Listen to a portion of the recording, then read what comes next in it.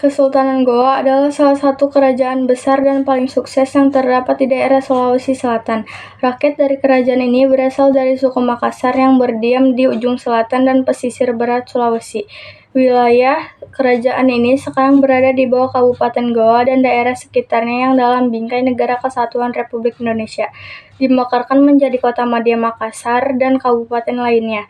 Kerajaan ini memiliki raja yang paling terkenal bergelar Sultan Hasanuddin, yang saat itu melakukan peperangan yang dikenal dengan Perang Makassar 1666 sampai 1669 terhadap Belanda yang dibantu oleh Kerajaan Bone yang berasal dari suku Bugis dengan rajanya Arung Palaka. Tapi perang ini bukan berarti perang antar suku Makassar atau suku Bugis, karena di pihak Goa ada sekutu Bugisnya, demikian pula di pihak Belanda Bone ada sekutu Makassarnya. Politik divide et impera Belanda terbukti sangat ampuh di sini. Perang Makassar ini adalah perang terbesar Belanda yang pernah dilakukan di abad itu. Kerajaan Gotalo adalah salah satu kerajaan yang berada di wilayah Sulawesi Selatan Indonesia. Masuknya Islam ke kerajaan Gotalo terjadi pada abad ke-17. Islam pertama kali diperkenalkan oleh pedagang Arab dan Persia yang datang ke wilayah ini untuk berdagang. Pada awalnya, Islam kerajaan Gotalo hanya diterima oleh sebagian kecil masyarakat, terutama di kalangan pedagang dan elit politik. Namun seiring berjalannya waktu, pengaruh Islam semakin meluas dan diterima oleh masyarakat luas. Perkembangan Islam di kerajaan Gotalo juga dipengaruhi oleh peran ulama dan tokoh agama yang datang ke wilayah ini. Mereka membantu menyebarkan ajaran Islam dan membangun lembaga pendidikan agama seperti pesantren dan madrasah. Selain itu, pernikahan antara anggota keluarga kerajaan dengan pedagang Arab juga menjadi faktor penting dalam penyebaran Islam di kerajaan Gotalo. Melalui pernikahan ini, ajaran Islam semakin diterima dan diakui oleh penguasa dan keluarga kerajaan. Dalam sejarahnya, kerajaan Gotalo juga terlibat dalam konflik dengan Belanda yang berusaha menguasai wilayah ini. Konflik ini juga memengaruhi perkembangan Islam di kerajaan tersebut. Meskipun Belanda berhasil menguasai wilayah Gotalo, pada akhirnya Islam tetap menjadi agama mayoritas di wilayah ini hingga saat ini. Dengan demikian, masuknya Islam ke kerajaan Gotalo merupakan hasil dari interaksi dengan pedagang Arab dan Persia, peran ulama dan tokoh agama, serta pernikahan antara anggota keluarga dengan pedagang Arab. Islam kemudian menjadi agama mayoritas di wilayah ini dan memainkan peran penting dalam kehidupan masyarakat Gotalo.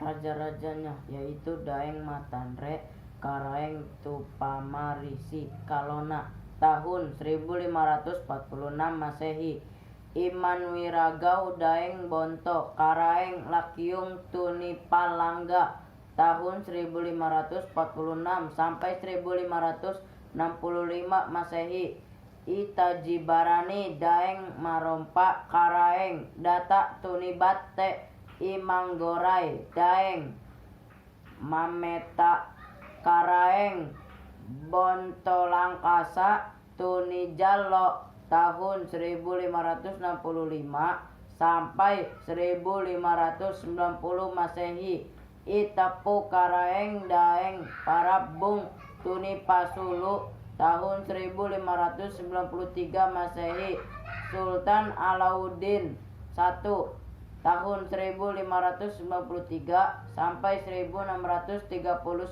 Masehi, Sultan Malikus Said tahun 1639 sampai tahun 1563, Sultan Hasanuddin tahun 1653 sampai 1669 Masehi, Sultan Amir Hamzah tahun 1669 sampai 1674 Masehi, Sultan Muhammad Ali tahun 1674 sampai 1677 Masehi, Sultan Abdul Jalil tahun 1677 sampai 1709 Masehi, Sultan Ismail tahun 1709 sampai 1711 Masehi, Sultan Najamuddin tahun 1711 Masehi, Sultan Sirajuddin tahun 1735 Masehi, Sultan Abdul Qair tahun 1735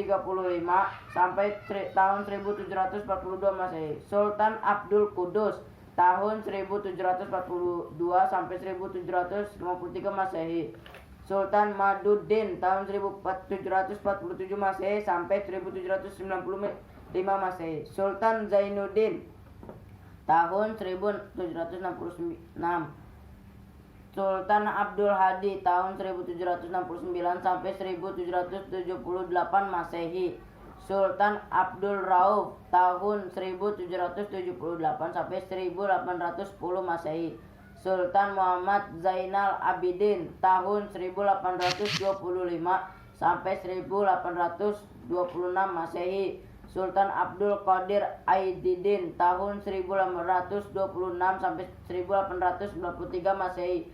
Sultan Muhammad Idris tahun 1893 sampai 1895 Masehi. Sultan Muhammad Hussein tahun 1895 sampai tahun 1906 Masehi. Sultan Muhammad Thohir Muhibbuddin tahun 1906 sampai tahun 1946 Masehi. Sultan Muhammad Abdul Qadir Aiduddin tahun 1956 sampai 1978 Masehi. Sultan Alauddin II tahun 2011 sampai 2020 Masehi. Andi Kumala Idjo 2020 sampai sekarang. Saya akan menerangkan kejayaan dan kemunduran kekuasaan Kerajaan Gua Talo. A. Kejayaan Kerajaan Gua Talo. 1. Pusat perdagangan. Kerajaan Gua Talo terletak di jalur perdagangan internasional yang sangat strategis, sehingga mereka dapat memperoleh keuntungan dari perdagangan rempah-rempah seperti cangkeh dan lada. Hal ini memberikan sumber pendapatan yang stabil dan memperkuat ekonomi kerajaan. Kedua, kekuatan militer. Kerajaan Gua Talo memiliki kekuatan militer yang sangat kuat, terutama pada masa pemerintahan Sultan Hasanuddin. Mereka memiliki pasukan yang terlatih dengan baik dan senjata modern seperti meriam. Kekuatan militer yang tangguh ini memungkinkan mereka untuk mempertahankan wilayahnya dari serangan musuh dan memperluas. Kemunduran Kerajaan Gua Talo.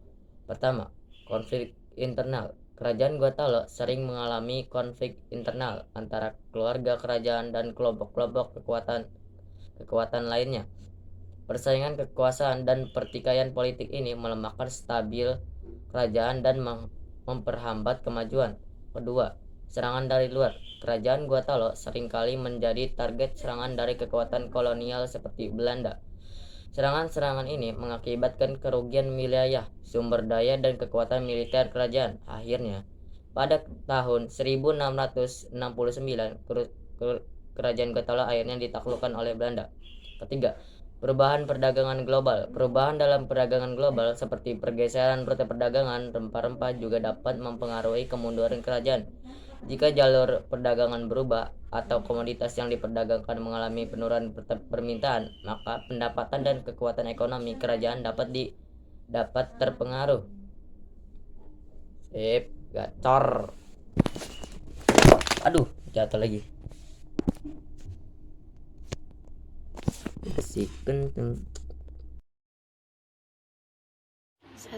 Perkawinan strategis. Salah satu metode yang digunakan adalah melalui perkawinan strategis antara anggota kerajaan Gua Talo dengan keluarga bangsawan atau pemimpin lokal yang masih menganut agama lain. Dengan melakukan perkawinan ini, anggota kerajaan Gua Talo dapat mempengaruhi keluarga dan masyarakat setempat untuk memeluk agama Islam. 2. Pernikahan campuran. Selain perkawinan strategis, pernikahan campuran antara anggota kerajaan Gua Talo yang beragama Islam dengan masyarakat setempat yang masih menganut agama lain juga menjadi salah satu metode yang digunakan. Melalui pernikahan ini, anggota kerajaan dapat memperkenalkan dan mengajarkan agama Islam kepada pasangan mereka dan keluarga mereka. 3. Penyebaran ajaran Islam. Gua Talo juga menggunakan metode penyebaran ajaran Islam secara langsung melalui dakwah dan pengajaran agama. Para ulama dan cendekiawan Islam di kerajaan ini berperan penting dalam menyebarkan ajaran Islam kepada masyarakat melalui pengajaran, ceramah, dan diskusi keagamaan. 4. Pembangunan masjid dan pusat keagamaan. Gua Talo juga membangun masjid dan pusat keagamaan sebagai pusat aktivitas keagamaan dan tempat untuk menyebarkan ajaran Islam. Dengan membangun infrastruktur keagamaan ini, Gua Talo memberikan tempat yang nyaman bagi masyarakat untuk belajar dan beribadah.